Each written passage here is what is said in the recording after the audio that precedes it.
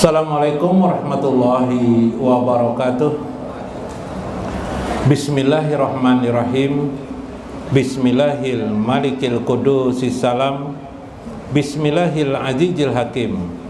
Wassalatu wassalam ala sayyidina wa nabiyyina Muhammad wa ala alihi wa sahbihi ajma'in. Fa inna insyaallah ab'asu li kitabi Syekh Abdul Qadir Jailani Fathur Rabbani wa Zalaul Qatir wa nafa'na bihi wa ulumihi fid dharain amin ya rabbal alamin. Mudah-mudahan melewati saluran Syekh Abdul Qadir Jailani pintu langit rahmat Allah terbuka untuk kita, terpatri di dalam hati dan jiwa kita. Mudah-mudahan Allah Subhanahu wa ta'ala selalu mencurahkan kasih sayangnya kepada diri kita, anak-anak kita, istri-istri kita, keluarga kita, jiran kita, lingkungan kita, dan kepada kaum muslimin semuanya. Mudah-mudahan baginda Rasulullah SAW selalu membimbing kita dan menetapkan selalu dalam kereta beliau menuju kurbah Allah Subhanahu wa ta'ala. Amin ya rabbal alamin. Minggu kemarin saya mengingatkan kepada kita, man ajhara amalahu lil khalqi fala amila lahu. Siapa saja yang menjohirkan, menampakkan amalnya di hadapan manusia bukan untuk tujuan kepada Tuhannya, fala amila lahu, maka samalah dia tidak beramal sama sekali. Al-a'mal takunu fil khalwat. Amal itu harusnya, hakikat amal itu bersunyi-sunyi diri. Maka lakukan saja amal kebaikan seperti berzikir, sholat sunnah, membaca Al-Quran, membaca salawat. La tajharu fil jalwat. Jangan sampai atau tidaklah perlu menampakkan dirimu fi jalwat, di tempat keramaian. Berbeda di majelis zikrullah. Keramaian dimaksud adalah yang bukan pada tempatnya. Siwal faraid, kecuali hal-hal yang bersifat fardiyah atau kewajiban yang bersifat fardu, seperti sholat Jumat, ibadah-ibadah, sholat 5 waktu, sholat hari raya, dan seterusnya. Allati la budda min ijhariha, tidak mesti dia harus ditampakkan selain daripada yang faraid. Nah, itu pokok minggu kemarin. Pokok yang kedua kemarin, tidak berguna engkau membangun suatu amal tanpa asas yang pokok. Seperti engkau membangun sebuah rumah tanpa tiang tongkat yang kuat, maka bagaimanapun engkau meluaskan rumah itu, jikalau tongkatnya tidak kuat, maka rumah itu akan roboh. Ini berbahaya bagi kalian.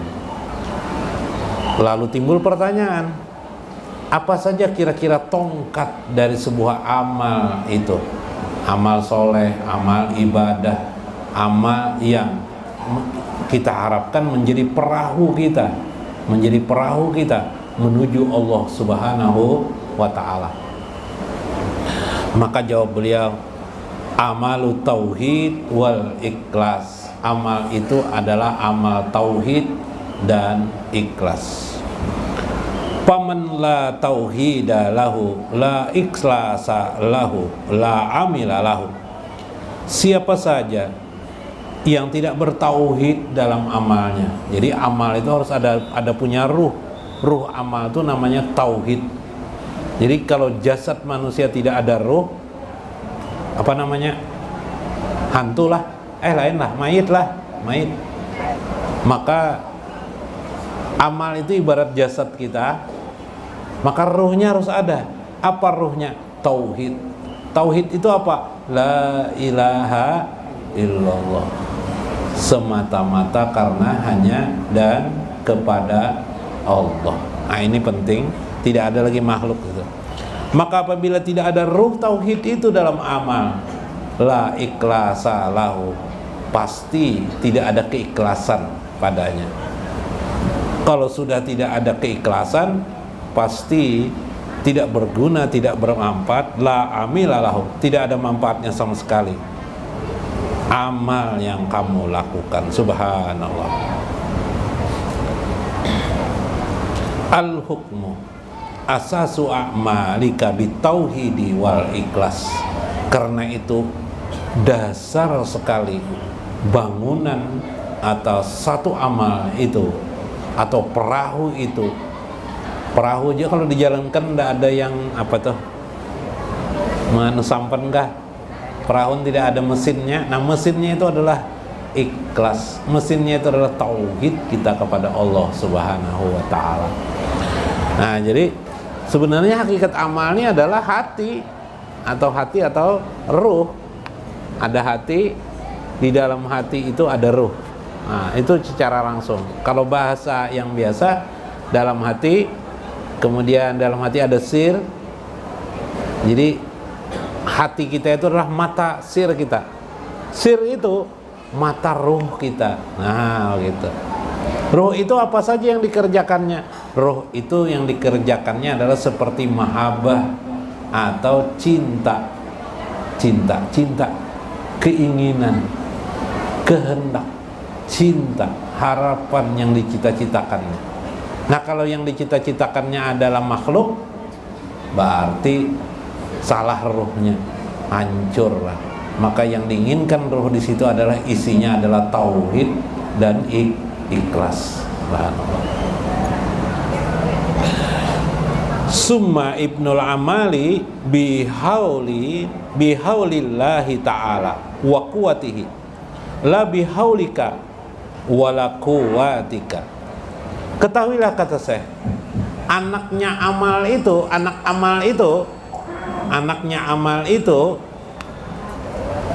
adalah bermakna bihaulillahi ta'ala wa quwatihi, yaitu daya dan kekuatan hanya dari Allah Subhanahu wa ta'ala. Jadi kalau kita sholat tuh Allah, misalnya sholat, zakat, puasa, nanti bulan puasa, berkesadaran, ada kesadaran berarti.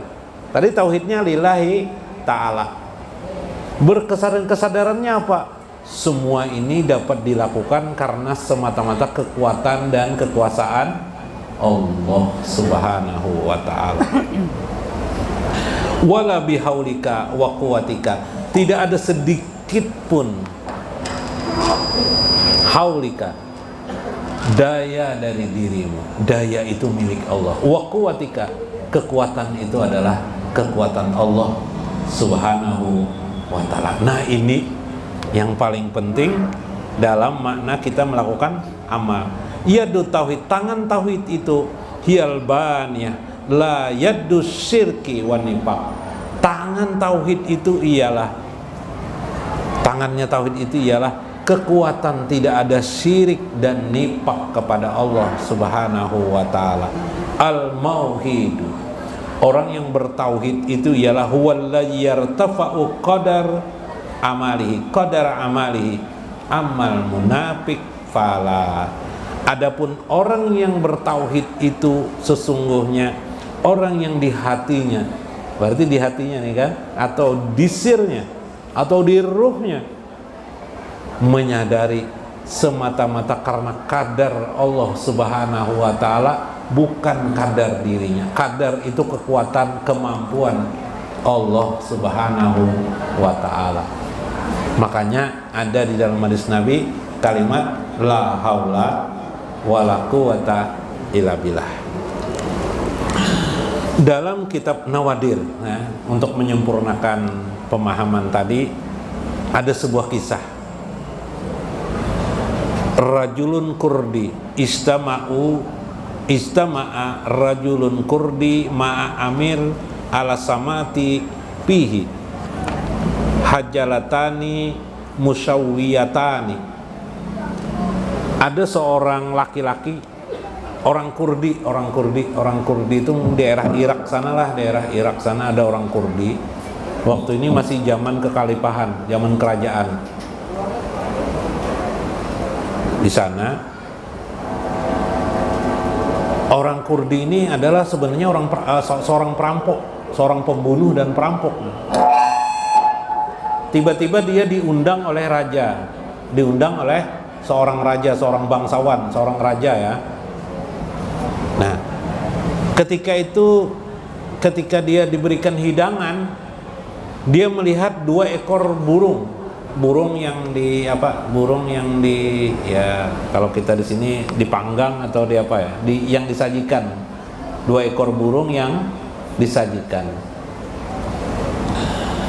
Fa'aqajal kurdi wahidun, tiba-tiba beliau pun mengambil satu daripada burung itu, wadohaka, tiba-tiba dia pun tertawa. Tertawa dia melihat burung itu tadi itu, melihat burung itu tertawa. Pas'alahul amir, bertanyalah si raja tadi itu kepada beliau, kepada yang tertawa. Kenapa jadi tertawa nih, bahasa kita kan? Kenapa jadi tertawa benar? Pakola qata'tu tariq marratan ala tajir. Aku teringat kisah aku pernah merampok seorang pedagang, pedagang ketika itu. Falamma aradtu qatalahu tadarra'u ilayya falam aqbil. Tiba-tiba si yang orang pedagang tadi berkata, ketika saya rampok, pedagang tadi itu, dia pun bersungut-sungut meminta ampun kah? Taduru tuh merendahkan, meminta ampun. Ampuni aku, jangan dibunuh, dibunuh. Tapi aku tidak mengabaikan. Tetap aku ingin membunuh. Falamma ra'a minni al-jaddu para'a hajlataini ala jabalin. Tiba-tiba dia memandang kepadaku dan menengok. Kemudian dia melihat ada 2 ekor burung. Anggap aja ini burung dara kah atau burung apa ya? 2 ekor burung, ada 2 ekor burung berbunyi, mungkin burung itulah. Di atas gunung, ala jabalin, di atas. Faqala lahuma. Lalu dia berkata, orang itu,